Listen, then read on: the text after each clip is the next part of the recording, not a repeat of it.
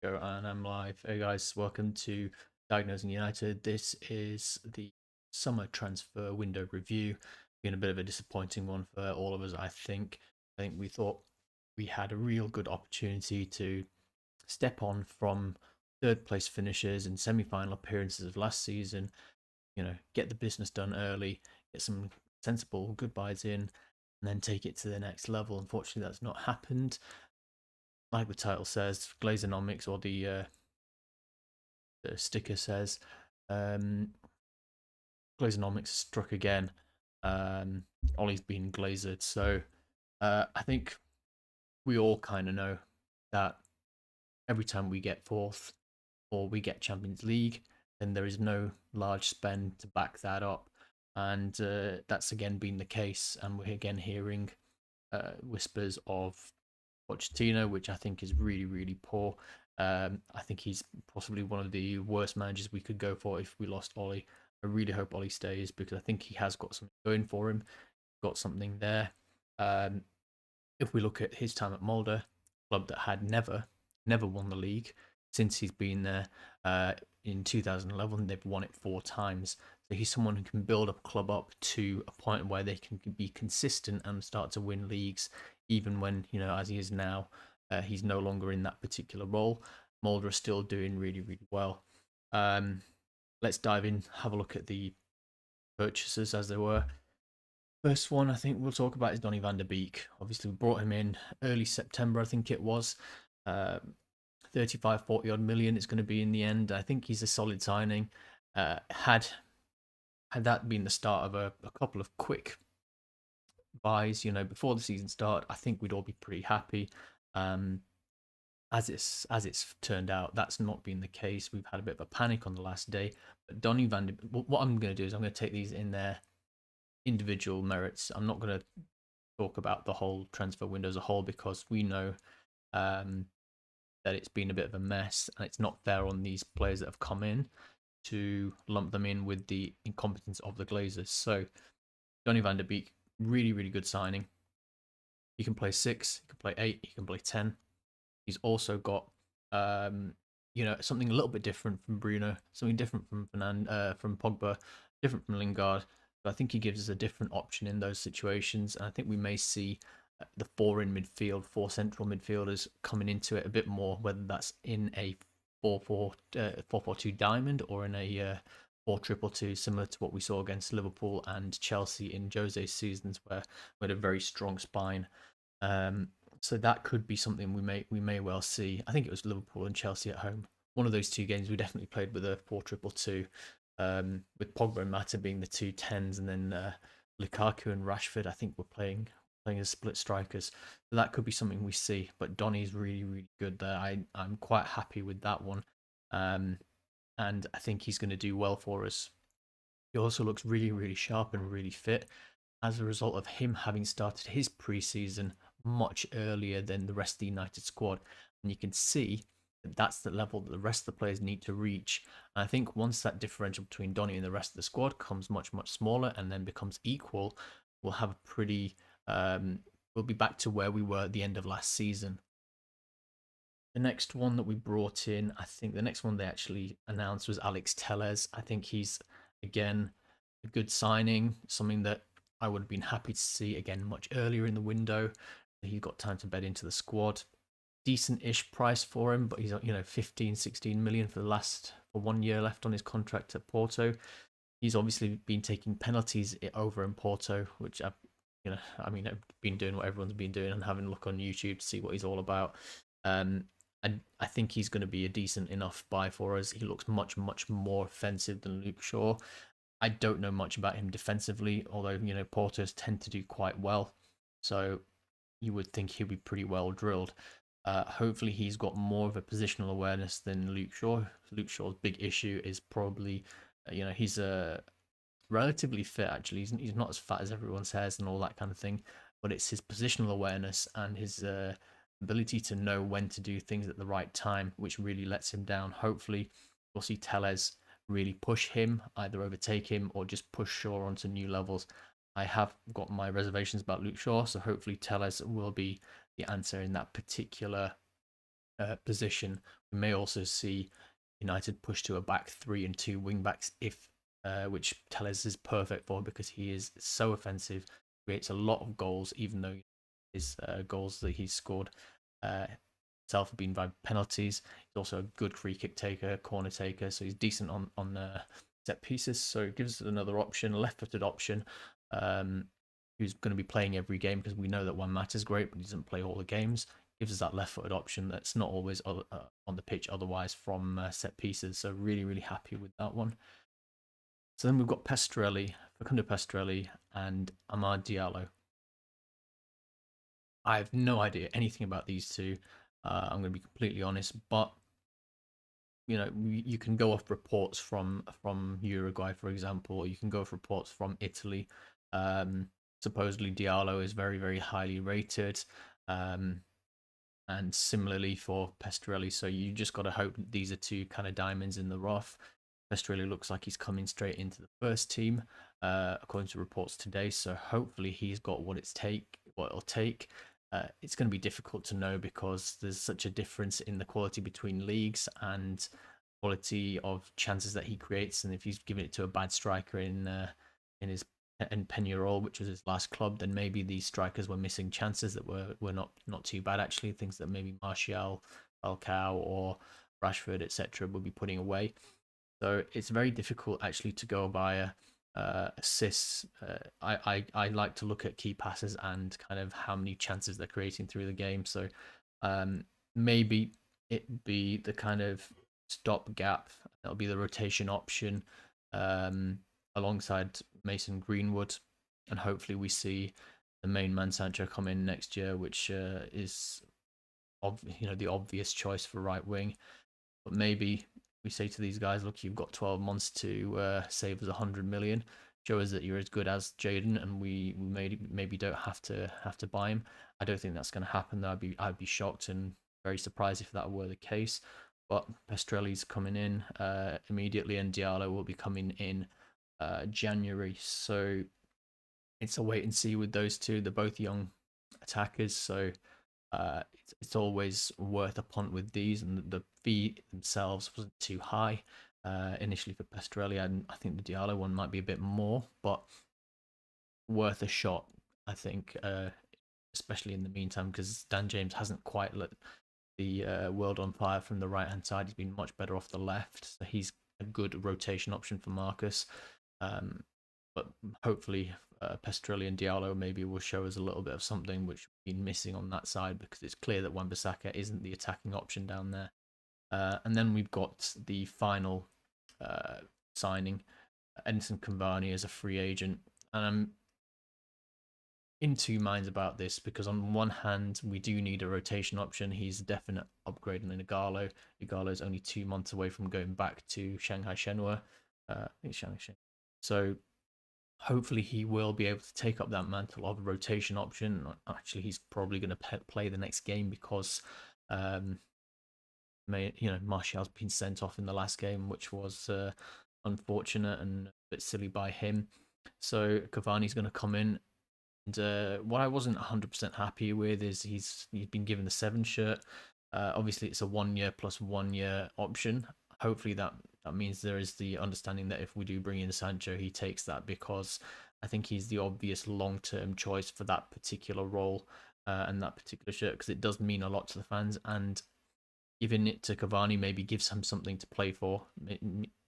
Makes him feel more part of the team and more valued, and he's a bit of a veteran and stuff. So it is vacant at the moment. So you're not getting Sancho for 12 months, then maybe there's no harm in giving it to Cavani. Maybe he'll break Owen's curse finally. So we'll have to see how he does. What's his fitness going to be like? Is he going to stay fit? If he gets injured, because he has got a bit of a spotty injury record in the recent times, that could be an issue. But there's no doubt in his kind of scoring pedigree. It's been 1 in 2 since he was 23, I believe. And he's obviously PSG's all-time top goal scorer. And that's a club that's had Zlatan there for a long, long time. And Zlatan scored a lot of goals. So Cavani is definitely a good player.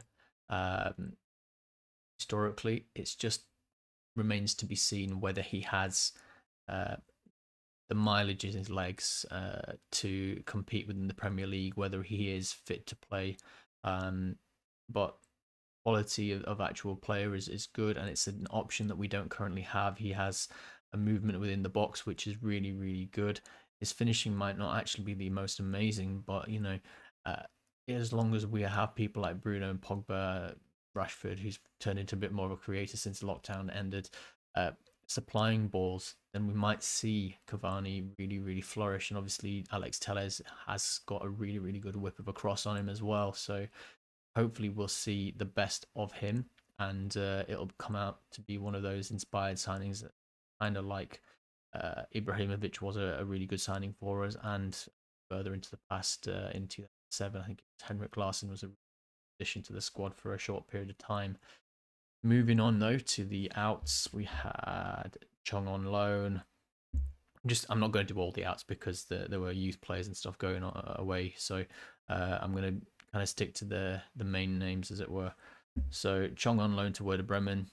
Fair enough. We'll see whether he can step up his game, pack on some muscle, and progress from where he currently is. Dallo again on loan to AC Milan. I think we've seen the last of him. It did feel like a bit of a goodbye when he's kind of come out with the post yesterday saying thank you for everything in the last 2 years. I don't expect to see him in the United shirt again. Maybe if he absolutely goes and kills it in Milan, we maybe think twice and have a little reshuffle and reorganization there. But I don't expect him to come back. I think somewhere like Italy would really suit him. I think it's a little bit slower, and he is pacey wing back with a good cross on him, so he'd actually stand out in the league. I think you'll see him do well. Next one was Garner on loan, already made an impact at Watford. I think they've been raving about him down there, so hopefully he will be able to pick up well-needed experience. But now, again, conditioning for the men's games. So when he comes back, maybe he can challenge Matic, because I think Matic really is on the way out. So a good one there for James Garner on loan. Angel Gomez didn't sign a new contract. He's gone to Lille and then on loan to Boavista. So, he's already scored a goal from halfway line. His quality isn't in doubt, but he didn't play well for the 23s at all in the last couple of, maybe 18 months. So I wasn't surprised that he wasn't being given the same opportunities that Brandon was given, that Mason was given, especially on top of the fact that he refused to sign that contract. So who knows what will happen with Angel Gomez. I do like watching him play, so I'll probably keep an eye on him, but I don't expect him to see him back in a red shirt. I would be really surprised if he comes back to United at any point. The next one on loan is Dylan Levitt again. He's got a Wales cap to his name. I think he needs this. He made over 100 passes on his debut against who was it we played away? AZ Alkmaar. No, not Alkmaar. It was the other one. And Anzi. Was it Anzi? The one off in Kazakhstan. I think it was Anzi. Or Astana. Astana away. He made his debut, scored 100, played 100 passes. Which is very unheard of for a midfielder who's seasoned in the game, let alone an 18, 19-year-old making his debut on a European stage. So really got high hopes for him. I think he and Garner can easily force their way into the plans for next season after a good showing on loan in the Championship and League One. I think Charlton are in. Moving on, we've got Pereira to Lazio. I think we've probably seen the end of Pereira. I've not really been impressed with him. I think we made mistakes in his development. I think around 17, 18, he was really, really promising. At that point, he either needs to get into the first team or been sent on a couple of years loan. He's got to the age of 24, having been just in the background a lot. And now he's, again on loan out to Lazio. I think had he had that 50, 60, 70 games at the men's level earlier, before the age of 21, 22, then we'd see maybe a different Andres Pereira. Unfortunately, that didn't happen, so his decision making and overall impact on games in the Premier League wasn't good enough. So I don't think we'll be seeing him back at United. Who else? Joel Pereira on loan at Huddersfield. Fair enough. Sanchez is gone, thank God. You know, I don't think we need to say anything about Alexis Sanchez. Best thing about it was the unveiling video, which is, you know, it was actually pretty good, wasn't it, that unveiling video? But I'm very, very happy that he's gone, and hopefully, yeah, well, not fast at all that he's gone, and wages are off the bill, so brilliant. Smalling on a permanent to Roma as well. That was almost scuppered somehow. You know, it looked nailed on. Somehow we managed to drag it out to the last day of the transfer window, which again just tells you how poorly run the club is. You know, Chris Smalling to Roma is one of the best defenders in the league in Serie A last year. So how we managed to drag it out this long is a real issue. You know, we've been paying his wages another couple of months. Had we just got rid, we may have been able to look at you know, maybe then moving on a Phil Jones and a Rojo as well, and then who knows, we could have looked at Upamecano, we could have looked at any of these players who are up and coming. Unfortunately, that didn't happen. And who knows whether the lack of outs has really impacted our ability to also get Jadon Sancho in. So, yeah, not very happy about that one. Happy that it's been done in the end, but overall, I think a really poor window. Not necessarily for the actual players who've come in. I think the players who've come in are fine. I think we have missed a number of key areas that needed addressing, though. A left back, fine, but I thought that was maybe fourth or fifth on the list of things that we need to get sorted. I think the obvious hole at right wing there with a first choice, first team, obvious shoe-in player was the absolute utmost and didn't happen. Instead, we've got two kind of up and comers who either hit the ground running or flop. We will have to wait and see. Hopefully they do well, but it's much more of a risk when you're taking in two 18-year-olds who've never played, you know, high level men's football. You know, Pestrelli's been in your role, and Diallo, yes, at Atlanta, but he's played less than a half's worth of Serie A games, so that is worrying. So I think that was an obvious hole to fill. Donny van der Beek, again, we're happy with that, but we already had options at number 10, at number 8. Maybe not so much at number 6, but I wouldn't say he's the 6 that we're really looking for. So that's, you know, happy with Van der Beek. The number 6 position, we need someone who can either challenge Matic for that role, because neither Fred nor McTominay are currently at the level required to take that position in the 4-2-3-1 or 4-3-3, you know, away from Matic. I think if we're playing that particular formation 4-2-3-1, then you have to play both of them as opposed to playing one alongside a Pogba or a Fernandes, because I don't think those two guys have got the defensive instinct that is required alongside a Fred and a McTominay, because neither of them are quite up to that level defensively. They've got good qualities, but then they're probably closer to number 8s than they are number 6s from my point of view. So yeah, that's the other one. And Edinson Cavani, you know, Igalo's on his way out after January, so it makes sense to bring someone in as a rotation option. So I'm not particularly angry about that one or upset about that one, but it should have been done much earlier. And can only see that maybe one of these immediately acts the first 11, which is Alex Telles, and even then, coming from the Portuguese league, who knows how that translates into the Premier League. Sometimes it goes perfectly, sometimes it's not quite what we're after. So even that one is to be seen whether he does hit the ground running. Although he does look like an aggressive player, he does look like he has got something about him. I have to wait and see. And I think that's how you should be rating transfer windows. Last season, we had Maguire and Bissaka, who tangibly improved the defense. Obviously, the start of this season, they're not quite up to speed. I think that's down to fitness and lack of a preseason. So we'll see whether I'm correct in that kind of assumption as time goes on. We've now got 2 weeks of further time to get into the rhythm of things, with United not playing till next week, which will be the 16th. So 10 days or so to get more training in there, even with England, even if it's not with United. They're going to play a couple of games where United aren't going to be losing if someone loses, so that's probably good for them, and probably come at the right time for United, given the situation. Obviously, some players will be behind and ready to train and get on top of things. So yeah, that's kind of my thoughts there. But you should always, going back to the original point, look at a window in who has actually come in and is immediately going to improve that starting 11. So we had, Maguire and Wan-Bissaka. Dan James was only ever supposed to be a rotation option, so he had 2 last season. And then January came and Bruno comes in, so 3. So since Ollie's been here, we've had 3 players who have definitely come in to improve the starting 11. That's not enough. It should be probably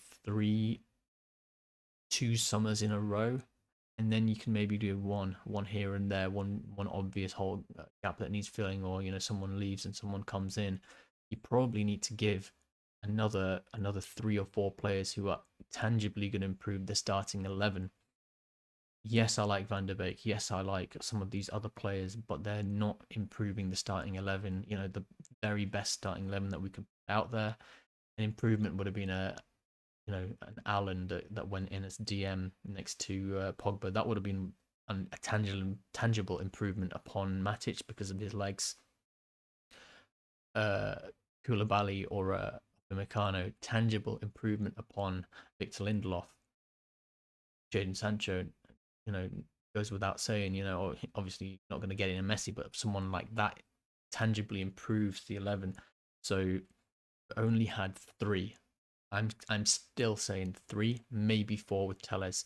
Since Ollie's come in, after 3 windows, we've got 3, maybe 4 players who tangibly improve the 11, and that's not the way to be doing things. Even if it had been two more players, we've done okay. We couldn't get Sancho. Let's get a DM and a left back, because it was too easy for Spurs to get through the midfield and onto the back 4 in the last game. So from my point of view, as we go forward and as we look at things, tangible improvement to the first 11. And yes, there are some unknown players here, Pastrelli, Diallo. Tellez a little bit more well known, and it's yet to be seen whether he's going to be up to that level of replacing Luke Shaw. But that's how I'm going to be going forward, in the next transfer window and the one after that. I think bringing in a new manager at this point is just ridiculous. I'm halfway through reading Soccernomics, and I've not got to the chapter yet, but I do know that there's almost no tangible improvement once you remove a manager, because normally you're just going through a period of bad form and you just go back to the average performance that the squad is capable of achieving. The best way and the only way to improve results is to improve the players, whether that's by fitness or quality or bring new players in. Very difficult to improve the quality of players. It's usually, going from a young player to, becoming a more established player. The kind of improvement we have seen with Fred under Ollie, McTominay under Ollie. Who else? Rashford scored more goals. Mason scored more goals. Martial scored more goals. We can see those improvements. It doesn't always happen, and you do still need to, cut the players from the bench that aren't good enough and improve this quality of the bench. We've done a little bit of, but we haven't improved that first 11. What we need to do is relegate players from the first 11 onto the bench. That bench has got players better. By improving the bench, not the first 11, we're probably going to be middling. We're going to be around the same level. I would be happy, and this is my prediction for the year, or prediction or hope for the year. I would be happy with 3rd or 4th place pit finish this year. And I think that would be almost a miracle. I think we're likely to be in and around the 4th, 5th, and 6th, 3rd, 4th, 5th, and 6th battle, and it may be difficult for us. I think we're going to have to be very, very defensive minded until our fitness is back. Once the fitness is back, maybe we go on a run similar to what we had since January, and maybe then we look towards, cementing a top 4 place. I think the difficulty is going to come when we're playing in the Champions League, because I don't think the squad is big enough. So yeah, that's my end of summer transfer window review. Let me know what you think down below. Hit the like button, comment what you thought of the transfer window. What was your rating? What do you think of the players that have come in? Is there anyone that you think we should have brought in that we didn't? Any left field signings that we should have done? You know, everyone knows about Sancho, everyone knows about Upamecano. Any other names that you think we should have done? Let me know what you think of my analysis, how I can improve the videos, and hopefully I'll see you next week once for a preview for the Newcastle game, and then a review afterwards as well. And that's probably what I'm going to be doing for the rest of the season. So thank you for joining. Make sure to subscribe, like, comment, share, and have a good one.